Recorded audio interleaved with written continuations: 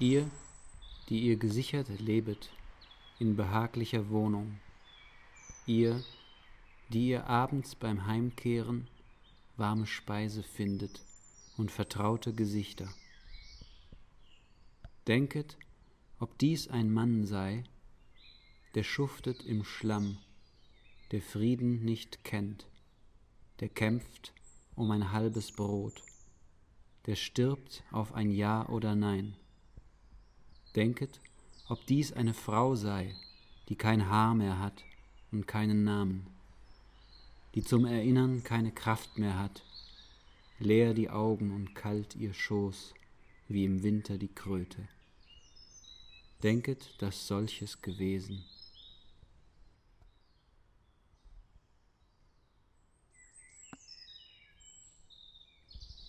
Es sollen sein diese Worte in eurem Herzen. Ihr sollt über sie sinnen, wenn ihr sitzet, in einem Hause, wenn ihr geht auf euren Wegen, wenn ihr euch niederlegt und wenn ihr aufsteht. Ihr sollt sie einschärfen euren Kindern, oder eure Wohnstadt soll zerbrechen. Krankheit soll euch niederringen, eure Kinder sollen das Antlitz von euch wenden.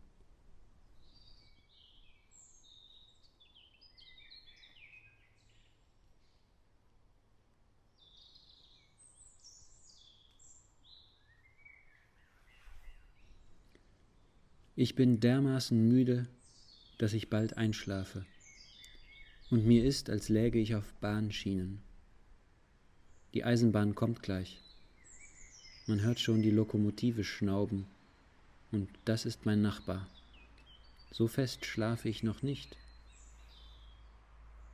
Es ist dieselbe Lokomotive, die heute in Buna die Waggons brachte, die wir entladen mussten.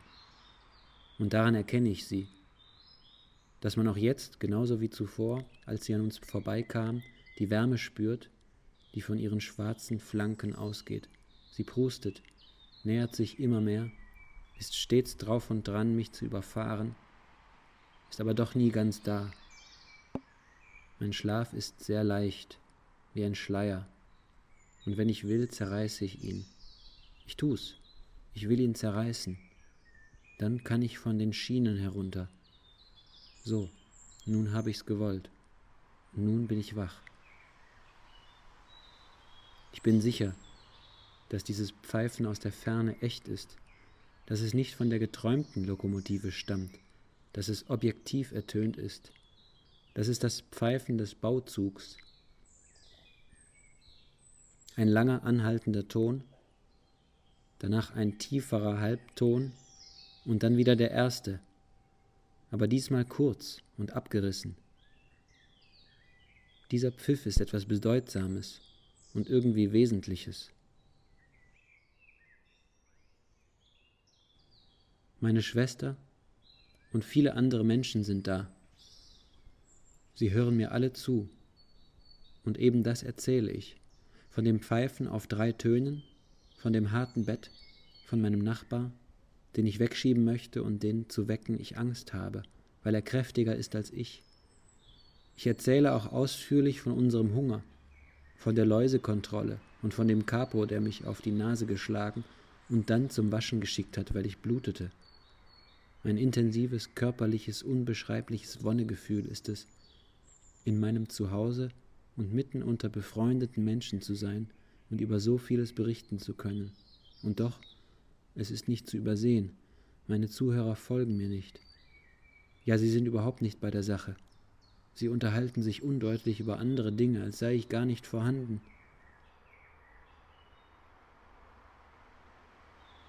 Meine Schwester schaut mich an, steht auf und geht, ohne ein Wort zu sagen.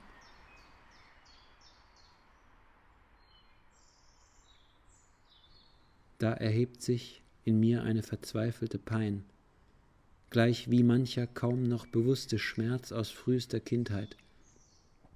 Schmerz in seinem reinen Zustand, nicht abgemildert vom Sinn der Wirklichkeit und vom Eindringen fremder Umstände.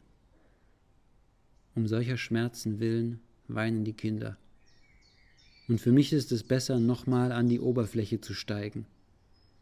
Doch jetzt mache ich ganz bewusst die Augen auf, damit ich die Sicherheit habe, auch wirklich wach zu sein.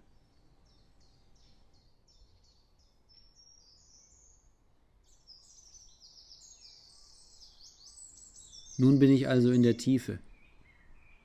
Vergangenheit und Zukunft auszulöschen, lernt man rasch, wenn die Not drängt. 14 Tage nach meiner Einlieferung habe ich schon den regelrechten Hunger, den chronischen Hunger, den die freien Menschen nicht kennen, der nachts Träume hervorruft und der in allen Gliedern unseres Körpers wohnt. Schon habe ich gelernt, mich nicht bestehlen zu lassen, und sehe ich einen Löffel, einen Bindfaden, einen Knopf herumliegen, den ich mir ungestraft aneignen kann, so stecke ich ihn ein und betrachte ihn mit vollem Recht als mein Eigentum. Ich schiebe Waggons, ich arbeite mit der Schaufel, ich ermatte im Regen, ich zittere im Wind. Schon ist mein eigener Körper nicht mehr mein.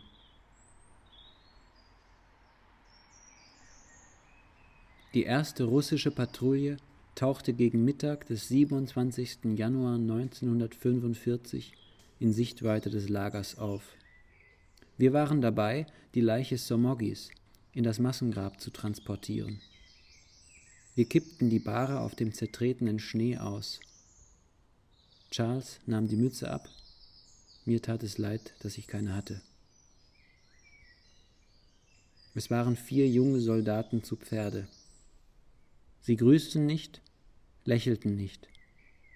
Sie schienen befangen, nicht so sehr aus Mitleid, als aus einer unbestimmten Hemmung heraus, die ihnen den Mund verschloss und ihre Augen an das düstere Schauspiel gefesselt hielt. Es war die gleiche wohlbekannte Scham, die der Gerechte empfindet, vor einer Schuld, die ein anderer auf sich lädt und die ihn quält, weil sie existiert, weil sie unwiderruflich in die Welt der existenten Dinge eingebracht ist und weil sein guter Wille nichts oder nicht viel gilt und ohnmächtig ist, sie zu verhindern.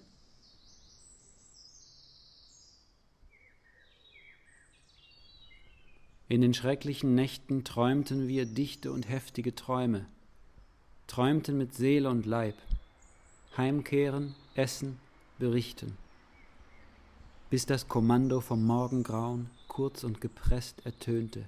Wstawaj! Und es krampfte das Herz in der Brust sich. Wir sind wieder nach Hause gekommen.